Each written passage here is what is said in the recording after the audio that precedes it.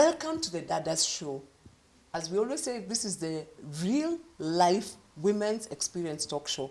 And as long as it's related to women, we will talk about it. We'll go out of our way and we'll talk about anything that is women related. So karibuni sana. Until the Second World War, women were not paid to work. It was only until men had to go to war and women had to go and work in industries that women were actually paid a wage. Today, we want to talk about women and work. How important is that? Women are going to work every day. And to unpack this for me, I want to welcome Sheila Mukoto. Sheila Mukoto is head of operations at quite a big organization. But she was not always head of operations. She had to do some very bold things in her life to take off. So Sheila, tell us a bit about yourself. Hi, I started my work, I think I can remember the first job I did was a promotions job in a supermarket where I was working daily. And moving on, the second place I worked was in a factory. And the funny thing about working in the factory was because of the casuals law, you had to always be employed on a Tuesday. So we'd had to walk all the way from home to the factory, then give our IDs. So if your ID is taken, you have a job for the week. And then now you have to do it again the following week. Like Mujengo. Like Mujengo. It was very much like Mujengo. That's exactly how it was. What were you doing in the factory? So we were packing stuff. The first job I did was packing glucose. There's a time I worked with Nation Media, packing the newspapers, labeling and making sure stuff looks okay. So it was mostly quality control, just making sure that the labels are in the right place, that they are aligned, etc. Sheila, why did you always think of going to work? Why didn't you think of becoming a housewife? I needed the money, Pauline. I needed the money. We grew up in abject poverty, and for me, I knew that was the only way out. Okay. Because if I didn't work, then I wouldn't eat. Who would have given me the money to eat? Okay. Yeah. So you're going to work. What was your the goal? Because I think when you're the kind of woman who is going to work, you have an idea of what you want to become. What did you want to become when you went to work? How did you see yourself at the end of your working life? That's a very good question, because most of the time when I was working, I would always look at the boss's desk and think, I'd like to be that boss. I'd like to be the one who is ordering people around and having people run around, taking care of them, etc. But I just thought it was something that was not doable. But that was normally what I would dream about. Okay, you dream about being the boss. I would dream about being the boss. In fact, I would just think, how does somebody get to be the boss? Okay. Yeah. So what happened? How did you end up being the boss, by the way? Exactly. And it took many years. So slowly now, when I got now a job in a restaurant where I worked as a waitress. Now, while working there, I would interact with so many people. People like lawyers would come in, and while we were engaging, they would keep telling me that I have an intelligent mind. In fact, they'd keep telling me to go back to college. But in my mind, I thought, I don't have the money to go to college. So slowly by slowly, I took myself to a secretarial college. In fact, I remember its name. It was just near our home. A secretarial college. Then I did a bit of French. I did a bit of just this and that, typing. Slowly getting a job, going home. Then now I got a job as a receptionist. Okay. That is now the biggest organization I went to work with as a receptionist. Okay. And then now my exposure grew, my hunger and desire for more also grew. So while at the reception, I remember every time someone would come, because we were in a reception, it was a closed place. People would work in those big offices of theirs, and they would just come to take their mail. So when they come, I would ask them, so what are you doing? Are you busy? Can I help? And slowly by slowly, I think word got round that there's a girl at the reception who wants to help. Okay. So they would bring me their letters to type if they have things to proofread, etc. So that is how I just started getting interested in the corporate world. So you sound like those hungry girls. I was so hungry. You were very hungry. I was so You were hungry for success. Yes. When you began your life story, you wanted to go somewhere. Yes, Pauline. And you did not want to end up like a waitress or any of those things. Yeah. That's really good. Because I think many women begin like that. They begin with a genuine hunger to become very successful. Now, as you became, you went into corporate, what did you begin to experience as a woman? Did you experience anything that was noticeably a chick? And now you are young, you're a young girl. Were there things that began to pop up, like, for me to be successful, I have to do for me to be, besides being helpful? Because Yeah, I think you are yeah. very helpful. Yes. Besides being helpful, were there anything else that you noticed? In order for me to get to where I want to go, I have to do the following. Yes, yes, they were there. They were, and you know, they were not Yeah, spoken they are out not loudly. overt. Yeah, they were not overt. Yeah. You would hear those. You have to. This particular boss. You know, if you want to get to where you want to go, this is what you can do, etc. It was there, and it was obvious. Okay. Yeah, but now I think, for me, what really helped me was I just used to say my prayer in the morning when I would leave the house. I'd keep saying, God, just let the boss see me as his sister. Because I was scared. I was wondering, what if the boss would ask me a question? What would I say? What if I would, because what my friends were telling me they're having to do, I was scared that I would be asked and I didn't know what I would have to do. Because I was never coached. I was never mentored and told, this is what happens and this is what would happen. This is how you would go about it. So there was always that fear. Yeah. Yeah. So there's always a fear when that to move ahead you'll have to cut some corners. Yeah, there was something. that fear. Okay. And if I refuse, then I would lose my job. Yeah. And I needed my job because now by the time I was a receptionist, now I had 2 babies who I had to feed, and my husband was jobless. Okay, wait.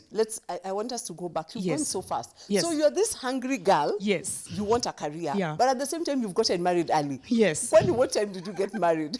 That's the thing. I wanted a career and I also wanted marriage. So for me, in my mind, success was having this awesome marriage and also having a good job. Okay. Yeah. So when I met this guy, I was still young. I was like, let's get married. And I'm like, yeah, why not? And that's how I got married. So by the time you are a receptionist, you have 2 children. I have 2 children. So, and you are the breadwinner. I'm the breadwinner. Wow, okay. Yeah. Pressure. Talk about pressure. Eh? Yeah, lots of pressure. Okay, but now how do you then move to become COO? Because you did. Yes. You moved to become COO of a company with branches all over Africa. Yes. How did that happen? Actually, it has branches internationally. And as a receptionist now, when the boss got to hear of my hunger and my urge to help, he just decided to start helping me.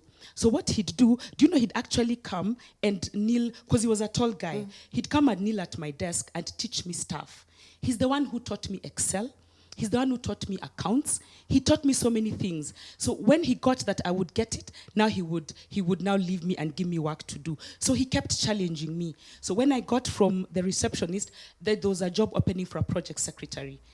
He offered me the job. And he told me, you can do this. So once I got into project secretary, because most of the projects we were working in were French related, they now took me to French, to a French school to learn French.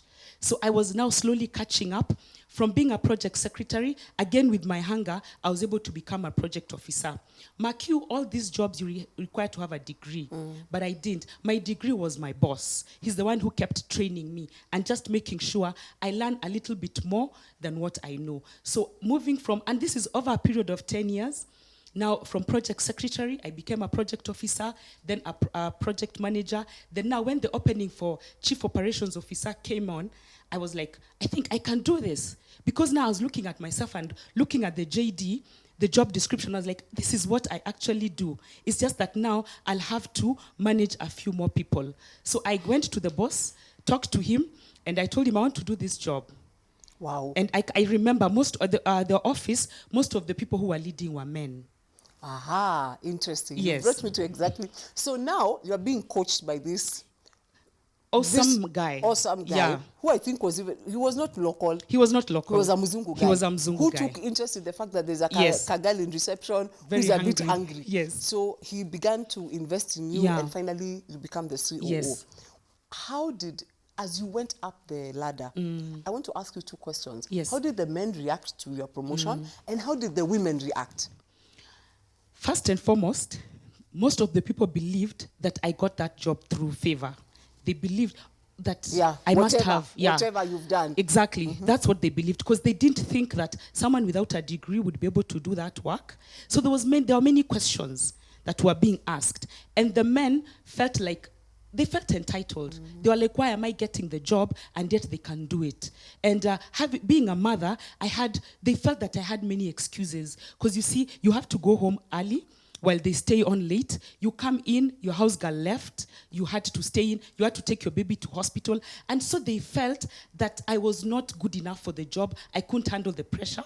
And we also traveled a lot. Yes. We would go to Chad, Cameroon for 3 weeks straight, and then now come back. So for them, they felt this is a man's job. And then get this, most of them, their wives were at home. They were stay-home moms. So they kept telling me, there's something wrong with you. Because our wives are at home, and you're here, you're trying to fit in with us. So there's something totally wrong with you. So I didn't really get positive encouragement or positive feedback for that. And what about the ladies who are around you, who I'm sure they remained at the reception? What did they think of you? They were not so, what can I say? For them, I think because of the stereotype, they just thought that I must have done something to get there. And for them, they thought we are not ready to do that. Let her do it to get the corner office. But they never got to ask. So there was that negativity, there was that so they were pulling you down. Exactly. So the men are trying to pull you down, and the women are also well. helping to pull you down. It was a tough world. It was a tough world. It was a tough world. Okay, I want to go back to the family. Yeah. What's happening at home at all this time? Because you had 2 children. Yes. You have 2 children. Now Yes. you are traveling. You are a hot shot. Yes. How is that? What's the vibe at home? Now, that is the most interesting part. Now, when it came to home ground, my husband was very supportive. And that's what helped me.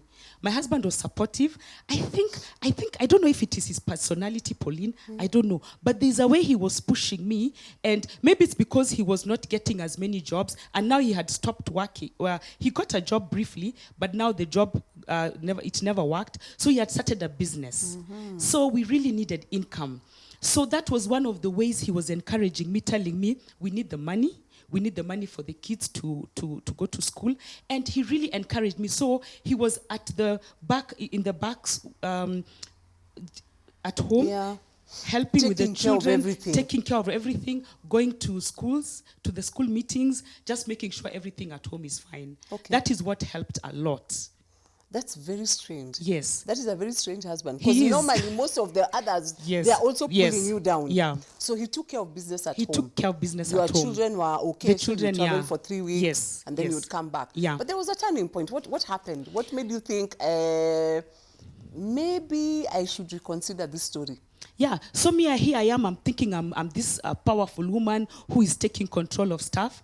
One of those days, I remember coming home and finding my husband and kids relaxed at home. And it just hit me. I'm the one working here. What is going on? And I remember I did not speak very well to him. And after that, something just hit me that this is not right. Because I could tell, let me tell you one thing. One of those days, while in bed, one of the kids was sick. Guess who they called for? They called their dad. They called for their dad. And then that's when it started hitting me, something is not right here. Something is not right. So now I started having looking deeper into myself. You started reflecting. Yeah, reflecting and looking at how things are working. So I saw that as much as I'm out there pursuing my career, doing well, now I'd gone to college, I've pursued my degree in HR. Wow. I'm doing so well. Things are working well. At home, they were not. They looked like they were, but they were not. So you'd come in and find people are happy. Yeah. Then when you walk in, you're a stranger. I was the dumpster. I was the one who's coming to bring the mood. Yeah, you're coming to bring your bad vibe. My bad vibe. From your office. From my office. Okay. Because in my head, I'm thinking these are just lazy people seated around and I'm the one who is working out there. I know. And they were. Yes. So you're carrying the big muzigo. Yes. And everybody at home is very relaxed. Yes. Okay. So what made you think, okay, now I have to do something about it? At what point did you think I have to change the course of my story? Yeah, now looking at my teenage children and now the way that we were distant, there was a distance between me and them and they were very close to their dad. So now while I was reflecting on this, there's a lady who started mentoring me. And I thank God for her. And she would now start talking to me and telling me this is not how things should be, etc. So now as looking at them, I could tell my kids needed me. They were crying out for help. There's a time my daughter even wrote a letter to me. And she told me every time she wants to see me, I'm asleep. I know, it's Yeah, exhausting yeah, to because be at the corner office. Yeah, yes, exactly. Because I'm coming home, I've given my all. So when she wrote that letter, is when it hit me. I had that Kairos moment. I was like, now Yeah. things have to change. You had like an epiphany. Yeah, I have to do something. I have to do something about this. And my idea of having a wonderful marriage was the children were part of it. Yes. So if I am having a wonderful marriage, where is my marriage? It was going down very fast. Okay. So I had to. So your marriage is going down. Yeah. Things are looking up in the office, but Yeah, your marriage is my going marriage down. is going down. Okay. So something had to give. So what did you decide to do? I decided to resign. This is a very sad story for the women. You gave up the corner office. I gave up after the you had corner. worked. I gave How up. many years had you worked to get to the More corner than office? 10 years, Pauline. 10 years. You pushed to the corner I office and pushed then... the corner office, and now I was writing my resignation letter. Oh my God. Yeah. This is a sad day. Yes. Okay, so you resign, and I'm Yeah. sure your boss was very disappointed. Yes, he was. After everything Yeah, you've been he through. was. And you Because they decided- had invested a lot in me as Yeah, a person. yeah. Yeah. And you decided to go back home and Yeah. become a wife and a mother. A wife and a mother. I didn't even have any plans. I just thought I love cooking, so I'll do catering. Okay. That's what came in mind. And I resigned, stopped working, came home. Wow. Yeah. How did your husband take this news? Now, that is the thing. In the beginning, he was resistant to it. But now, the minute I said I'm resigning, one day he confessed and told me everything about me changed. I stopped being nasty. I started being this warm, bubbly person that he met years ago. I started being so nice because now I was relaxed. I was not stressed. And now I could get into the business of the house. So when he said that, and get this, Pauline, I have to share this. The first time now when I said I'm resigning, my son was still in high school and I could see the panic in his face. He was like, now he's paying my school fees. I remember that day we were supposed to go pay school fees and I just told my husband, I don't have money right now. School fees has to be paid. Do you know he stood up and went to pay the school fees? So he could have done it He if he had could wanted. have done it, It's Pauline. just that you were carrying the... Yes, I you think... had decided to exactly, become superwoman, exactly. so you thought, why not? Yeah, he just said, okay, you want to run the show. He took over. He started paying the bills. He started doing everything. And I was like, and it was such a good moment for me just to relax and rely on him and just let him take care of everything. It was awesome. It was beautiful. So what I did was just go to the kitchen, cook this awesome food, watch movies, and just be the home wife. In fact, I used to tell people I am a kept woman. That is wonderful. Yes. Even me, I'd love to be a kept woman. Yes. So you basically, but you did run a catering business. Yes, I did. On the side. On the side. But you didn't want pressure. No. In fact, I was cooking from home. We just got this small place job that we used to serve around 10 to 15 people in town. So I'd wake up, cook some food, then one of my guys would take the food. So I was always in the house. By 12, we were done, and it was relaxing. I would have time to go to school, visit my children in school, grow up now with them, start knowing them. So everything now changed in my home. Okay. It was at 360. Is it 180? 360 degrees turn. Do you know what I really like about this story is you had enabled your husband by carrying the burden. Yes. And I think many women do that. Yes. We enable our husbands Yes. to sit back because we want to become everything to everybody. We've enabled them. So Yeah. the guy just, he decides, you work. Yeah. By the way, even me. So today, your husband carries the major load. He does. He goes out and he looks for money. He does. Okay. But recently, you decided to go back to work. Yes. And you have this nice job. Now, yes. How did you do that? Yeah, now you see my kids have grown up. They finished school. So now I have a lot of energy. Now I have time. So going back I started volunteering at this institution. So while I was volunteering, I just mentioned that I have an HR and operations background. And that's how I got to get the job.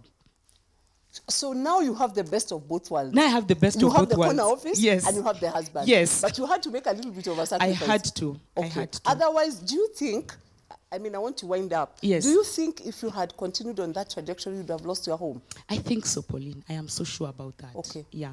You'd have come back from your travels one day and found... My family is not there. Okay. I'm there with the house, with the money, but no family. I am so sure about that. Okay. Wow, okay. Thank you. Yeah. Dadas, you've had it. Do you want the corner office? Do you want the home and the husband? Can you have both? We're going into a short break. We'll be right back. Go and get yourself a hot cup of tea.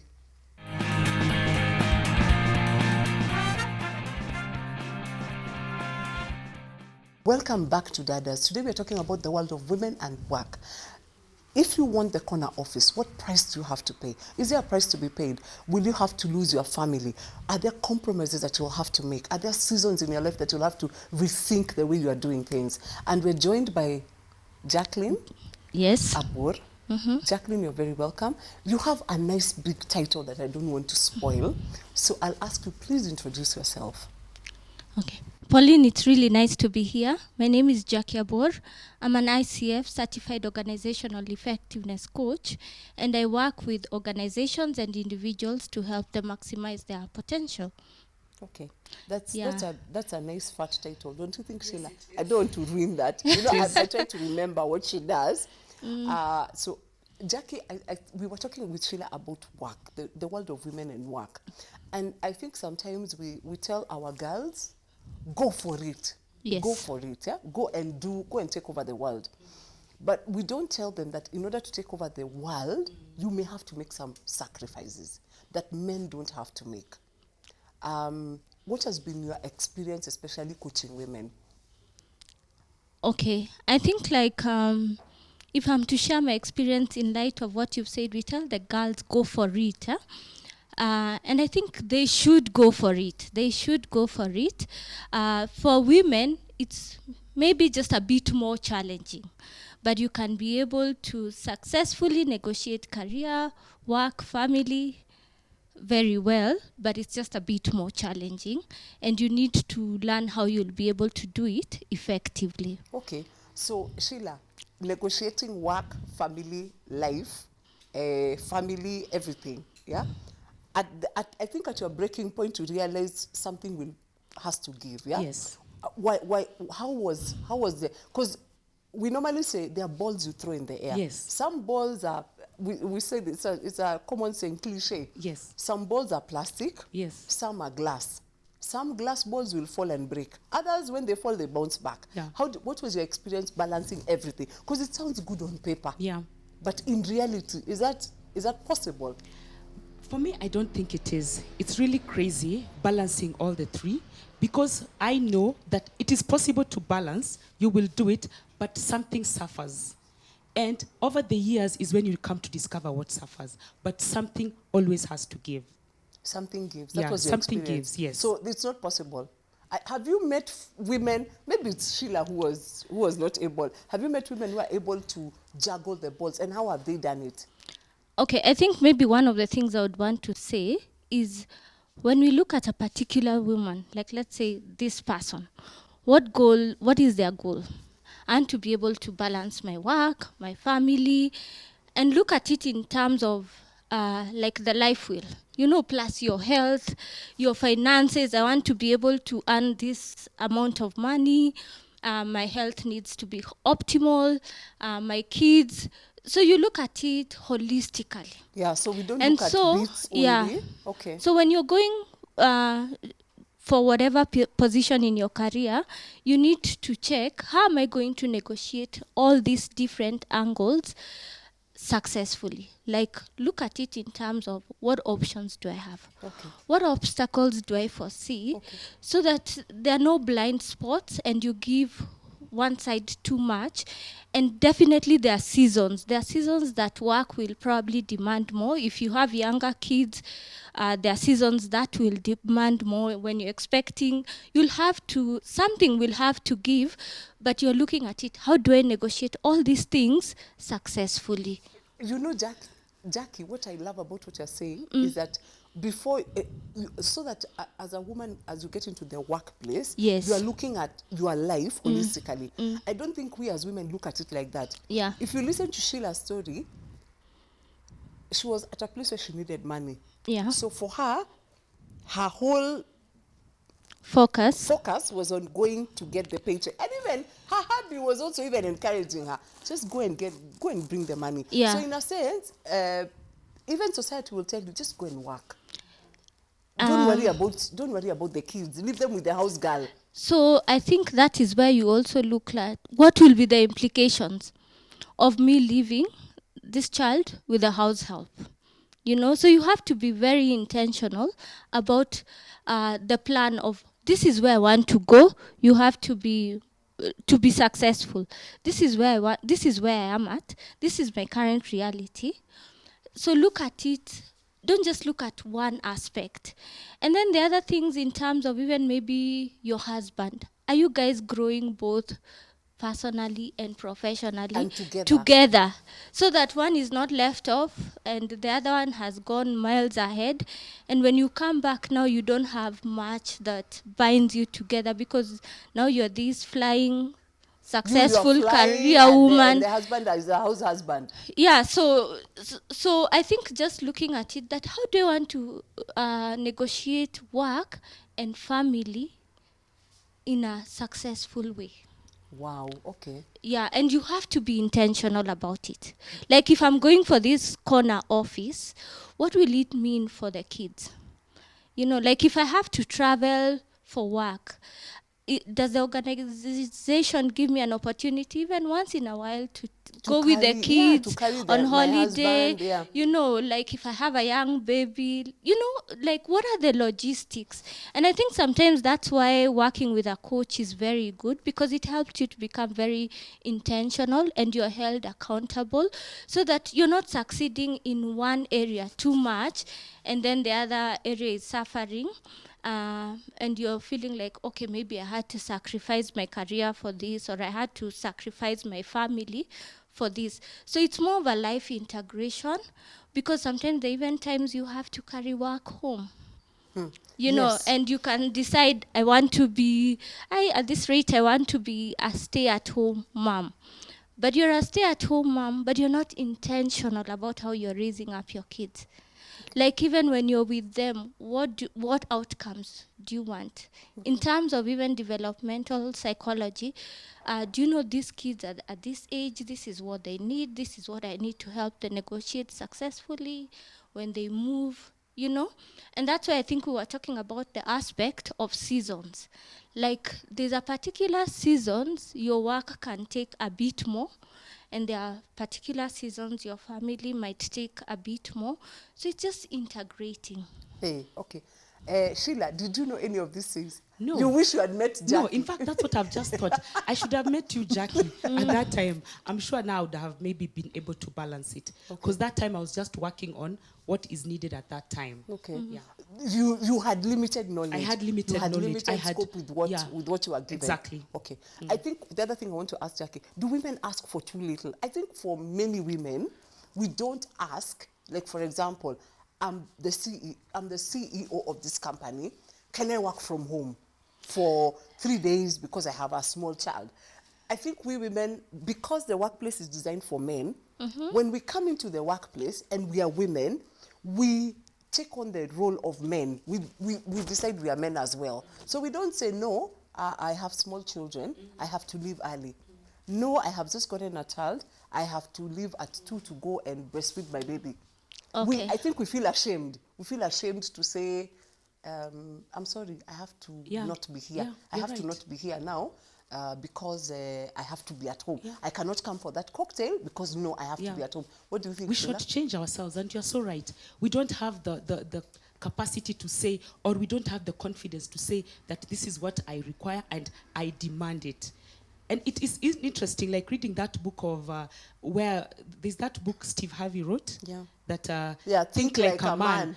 I don't like it Yeah. because I was created to think like a woman. So if I'm able to know that this is okay for me to think like a woman, therefore I would have the confidence to go and tell my boss, look, I need to go home. I can only work 3 days. And you're so right. Yeah. Yeah, and I think there's that point of being authentic. Be the best version of yourself, even when you're at work. And focus on your output. And say, what would help me to be more successful is if I was able to work remotely from home at this, if I was able to have this 1 or 2. And I think one of the things you'll find is from research, women are appointed because of their achievement. men are appointed more because of potential. And Ah. even when women are given the opportunity, they kind of second guess themselves. But the men, even when they're not, Even when they're they don't like, know the job, they just say yes. yeah, they'll be like, Do you know that men, even if they have no idea what the job will be, they just say yes, Yes. and then they go home and learn the They job. will do the research later. yeah. And so even you learn to take your seat at the table, say yes. And one of the things that I would say probably is very helpful is look at women who've been successful. Are they part of your network? So that you can be able to achieve what they've been achieving. And if you are at the top, who are you bringing up? You know, are you bringing other women up with you? And looking at in terms of even mentoring, like how are you able to get here? How do you negotiate? So just having also a professional network that helps you to continue going for what you need and what you require to succeed. Yeah, so you are not a standalone. Because if Yeah. you're a standalone, you are easily brought, you are easy to bring down. Sheila, are we in the workplace? Are we our own worst enemies?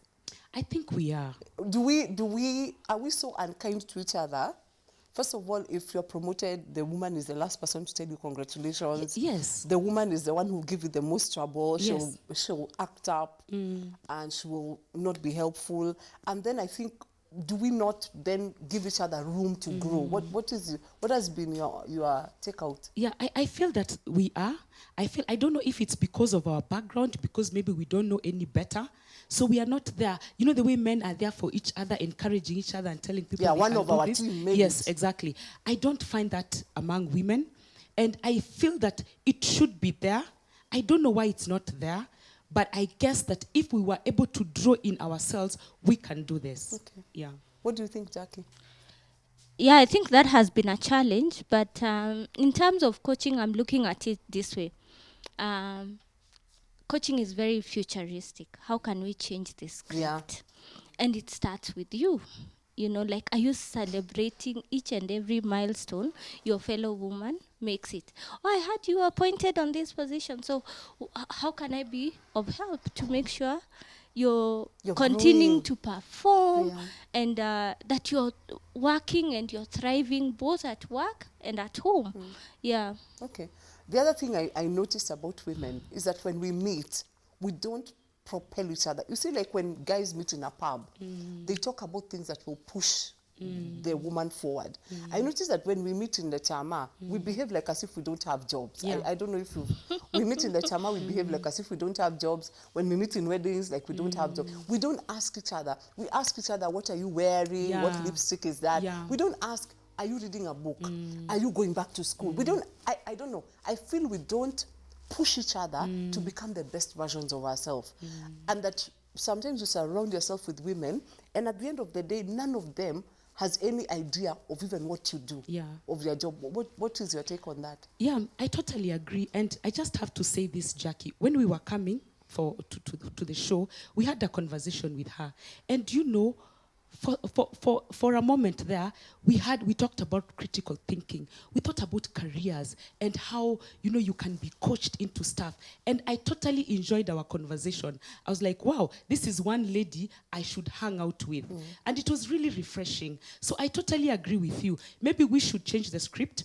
I like what Jackie has said. It has to start with me as Sheila, where I am right now. Who am I encouraging? Who am I working with? Who am I telling, when you want to take that career step, I will be with you. So I totally agree with you. Who are you calling out greatness Yes. out of as a woman? Exactly. Who are you saying, I can mentor you, Exactly. I can walk with you, I'll be your friend, you Exactly. know? And who are you literally pushing?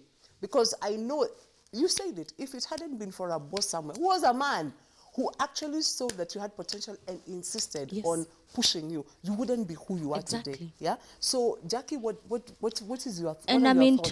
total agreement, because even as I sit here, I've just been thinking I didn't get here overnight. I can actually think about many women who've journeyed with me, like even from the time I was an intern, you know, like I see them doing and I'm thinking, wow, I can actually do that. And there are many women who still journey with me, or even just gentlemen who are consultants that I'll be like, okay, I'm doing this. What do you think? So surround yourself with positive energy. I think be intentional. Don't just go to chamas and talk about the lipstick, and be intentional that this is the person I want to become, and I want to mentor like maybe 5 girls this year, so that you're part of the solution. You're not part of the problem that we are talking about. Okay. What do you think women bring that is special to top management or board level in an organization? Now you sit in boards. What opinion do you think that you bring? Because boards are 80% men. Yeah, I think there's that capacity to look at things in a more intuitive way. We find that women are the nurturing and caring aspect that we have is able to bring a very important link that is normally missing in the organization. Because if an organization is run by men, there's the soft side that is missing, the side that cares, the side that thinks, okay, this person the wife was sick, how are they doing, etc. So women are very important, and that's why I say there's nothing like think like a man. You are there to think like a woman and bring in that nurturing and caring aspect that is the soft skills that are so important in any organization. It's true. Yeah. Because I think, have you noticed that if you go to a company that is full of men, even getting offered a cup of tea is a big deal. I don't know if I'm like, they didn't think about that. Like, you know, you could spend the whole day there and never eat anything and never even get offered water. And it's okay. That's how men are, because they are on point. Let's get the job done. But there's something about a woman that makes things a bit more soft, a bit more welcoming, a bit more humane. Even when you're getting fired, they can fire you in a humane way, and even think about what package will we do, how will we do it, you know. But I think the world is sort of pushing us to become men. Your take? I'm in agreement of just be the woman, but be the best version of yourself. And I think it's a great opportunity for women to go for those top positions, because now you can be able to influence positively and bring even solutions that can help work be a more conducive environment for women. You know, because you know the challenges. Recently, I was reading the book Lean In by Sheryl, the CEO of Facebook, and she was saying it took until when she was expectant, and I think almost 8 months, and she realized the parking is so far, and she was rushing for a meeting, and she was like, why is the parking space so far? But she had never even thought of asking for it. So when she went, and she was like, all the pregnant women need parking space just close by. It was actioned. So can you imagine how many things that can be actioned? Because a woman's perspective has not come in. And so we are saying it's more challenging. But if they sit on those boards, if they sit in the corner offices, then they're able to influence the organization positively and make it a place for everyone to work and thrive. Okay. What happens if a woman loses her family on the way to success? This is a big question. Or never has a family. I've met a lot of women. I was talking with another career coach, and she was saying she meets a lot of ladies who are now in their 40s. They have the corner office. Some of them were married but now are not married. Some of them never had even the time to be married. They never had the time. Sheila, you're very fortunate. You had had your children before you became successful. Think about it. By the time you were very successful, you would never have been married. It would have been very different, a different story. What do you think happens to a woman when they lose when they come back? So you have the corner office you're celebrating, and you lost your husband, or you lost an opportunity for marriage, or you can't have children anymore. I think it's sad. It's a lonely life, and it's something that is not supposed to happen. So I think something has to be done, and we just need to get back onto the drawing board and see what have we been doing that is so wrong, and how can we make it right. Okay. Yeah. Okay. Do we need to redesign women's career paths? That's what I'm asking. You are the coach. What do you think? I think for me, where I'm looking at it is learn to define success early. Early. And even if it's later, like I think coaching is very futuristic. You've gotten here, this is what has happened. Yes, we acknowledge it could be sad, the emotions that you're feeling, but where do you want to head to? Where do you want to go now that you're here? And what would be your desired outcomes? And so how can you negotiate them successfully? And I think one of the things in life that probably we need to think about is women say, I sacrificed this, I Yes. sacrificed this. At the end of the day, if you think about it critically, you chose. We chose, eh? You made a decision. So You even didn't to sacrifice. When they want to sacrifice, say, I sacrificed my job for to give to, back yeah, to because you children. looked at the situation and said, my family now needs me. So I think sometimes we remove the power from ourselves, Yes. but we have the power of choice. Yes. Like you chose to negotiate career more than relationships. Okay, so now that you're realizing relationships are important, how can you make the best out of this situation? But I think sometimes we don't stop to think what is the definition of success. You know, like how would that look like if you came for a coaching session and you're like, I want to negotiate this and do this. We want to see what is the most desired outcome and look at it in terms.